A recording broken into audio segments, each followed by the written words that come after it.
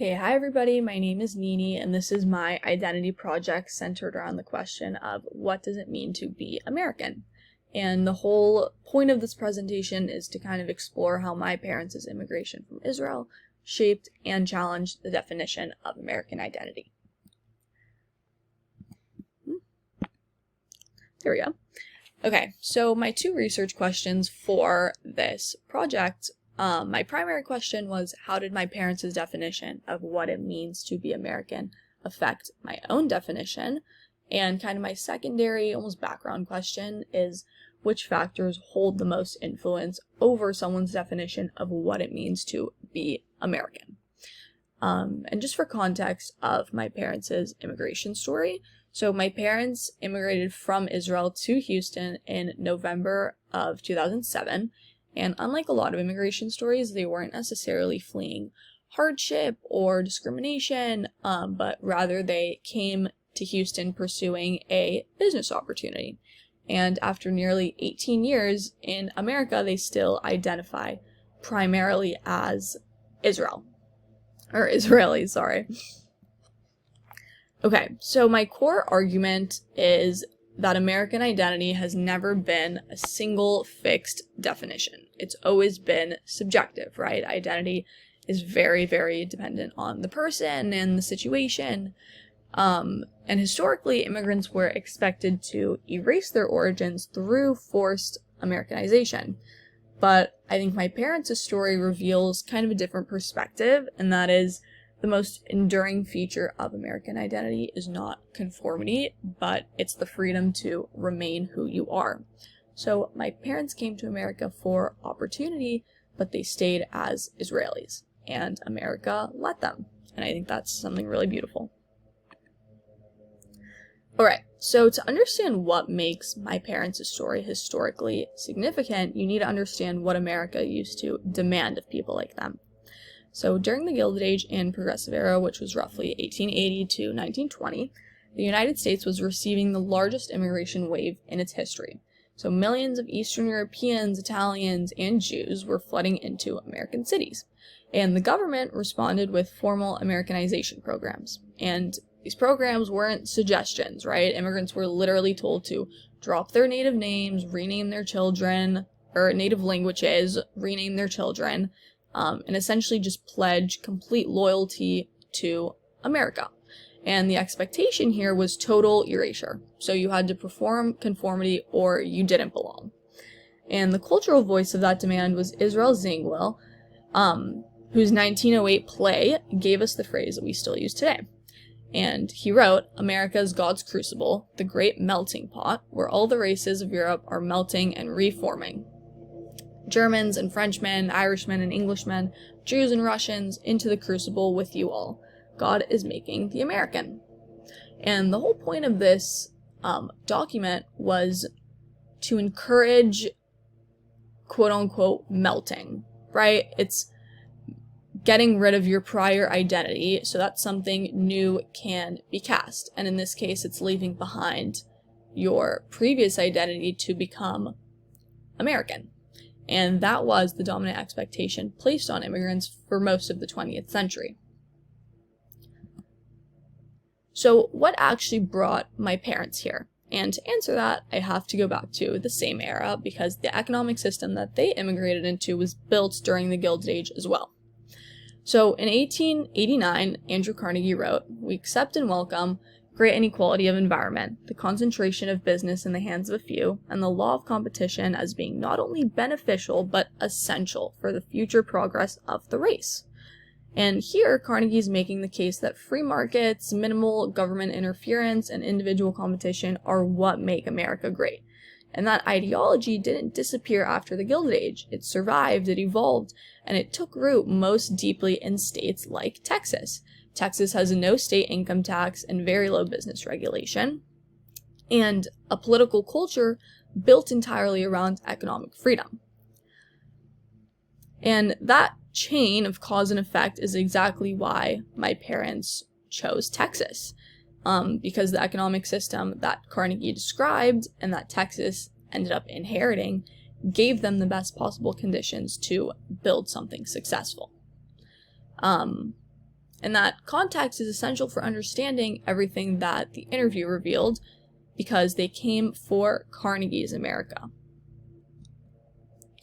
Alright, so to get into the interview that I conducted with my own parents, so I asked them to define what it means to be American, and interestingly, they had really, really similar answers. And they both said being American means respecting the rules of the United States, speaking English, and having the freedom to pursue any path in life through hard work. I also asked them about kind of the business side of it, because my mom owns a Hebrew school and my dad owns a construction business, so they both have their own businesses. And when asked about this, they were very direct. They said Texas regulations and taxes made their success possible in a way that they don't believe would have happened in Israel. And that's kind of Carnegie's vision playing out in real life. And then another really interesting point that they brought up was the work-life balance. So when I asked about a difference between life in Israel and life here, they brought up that specific detail. So in Israel, a lot of people work 60 to 80-hour weeks, and they end up coming home at 10 p.m. In America, that's very uncommon, right? You get done with work at 5, and then the evening is devoted to your family. And this was kind of a really big core American value that my parents repeatedly came back to when describing life in America. And then kind of the overarching theme throughout all of my parents' responses was that after 18 years of being in America and after building businesses here and, making a life here, both of my parents still feel more connected to their Israeli identity than their American one. And they both feel as though they never fully became American. They achieved everything America promised, but they still feel Israeli. So I'm going to make this comparison of what Americanization historically demanded and what my family actually does. So on the left, historically, America has demanded immigrants to, as we previously said, drop their native language, rename their children, essentially abandon their previous culture. And on the right, you can see that my parents, my family, do the opposite. My parents only watch Israeli news. Their political decisions are based on what is beneficial for Israel. I speak Hebrew at home, I go to a Jewish school, I live in a Jewish neighborhood, and my entire extended family lives in Israel. And I put these two columns side by side because it reveals something really clear, and that is that the Gilded Age immigrants were stripped of their identities by institutional force, and on the contrary, my family kept every part of theirs entirely by choice. So it's the same country, more than a century apart, and a totally different outcome. And every immigrant family navigating identity in America today is kind of dealing with the same fundamental question that immigrants dealt with in 1890. And what has changed is whether America forces an answer, right? America used to, but it no longer does. And my family is the proof of that shift. So how do we explain that shift historically? It comes down to a debate that started over 100 years ago between two men with completely opposite visions for what immigrants should do. Zangwill, as we've established, argued for total assimilation, right? The idea of melting. Horace Callan pushed back directly. And in 1915, in an essay called Democracy versus the Melting Pot, he wrote, Americanization has liberated nationality. There is no reason that immigrant people should not be able to maintain their identities, cultural expressions, religious beliefs, and even languages. Callan called his alternative a nation of nationalities. He argued that democracy has no right to demand civil erasure, and you can integrate into civic life, obey the laws, participate in the economy, and still remain who you are. and that assimilation and belonging are not the same thing. And my parents are the living resolution of that debate. They integrated completely. They pay taxes, they run their own businesses, they speak English at work, they respect American law. But at the end of the day, they still kept their language and their culture and their identity. And 18 years in, they're still Israeli. And Zangwill is somebody who said that that shouldn't be possible, but Callan is somebody who said it should. And my family proves that Callan was right. So now I kind of want to trace all this exactly to how it affected my identity and my kind of view on being American.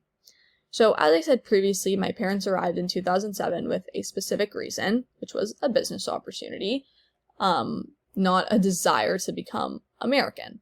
And that original motivation, which was purely economic, kind of set everything that followed in motion.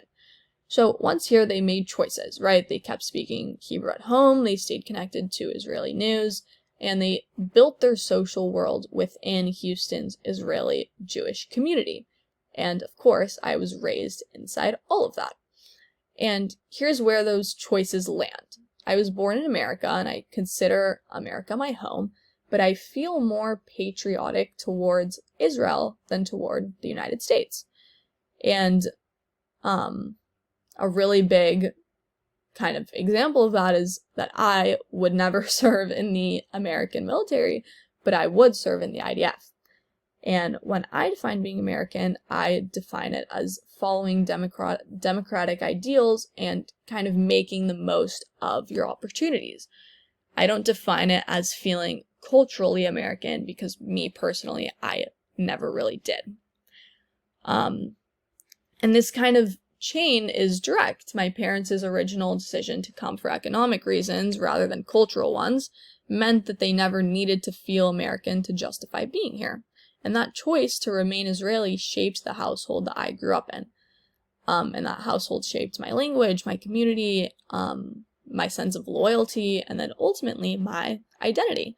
And so their definition ultimately became mine. And that is kind of the answer to my primary research question.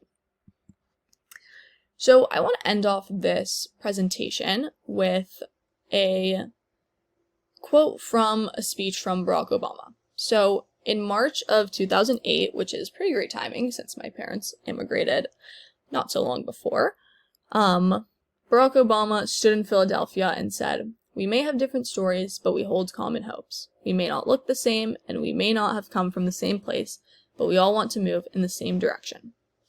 That is the most pluralistic definition of American identity ever spoken from a major political stage. And honestly, it's the closest any historical definition comes to describing my family. My parents do hold common American hopes, like safety and opportunity and the freedom to build something, but they don't hold an American identity. And even Obama's definition, as generous as it is, doesn't fully account for what my family is. And the answer to my secondary question, which factors hold the most influence over someone's definition of being American, is this. The culture inside your home outweighs the country on your birth certificate. Not laws, not schools, not borders, what your parents speak at dinner. And from Zangwill in 1908 to Callan in 1915, from Carnegie's Gospel of Wealth to the Texas business climate my parents chose, from the Gilded Age immigrants who were forced to melt to my parents who were never asked to, American identity has been pulled between conformity and freedom for over a century. And what my family shows is that freedom won. I was born in America, and I've always felt more Israeli than American. For a long time, I thought that meant something was missing, like I hadn't done being American correctly. And this project taught me otherwise. So, what I have to say about American identity is that being American includes the freedom to feel Israeli. My parents didn't become American, they became something America made possible. Themselves, somewhere new on their own terms. Thank you for listening.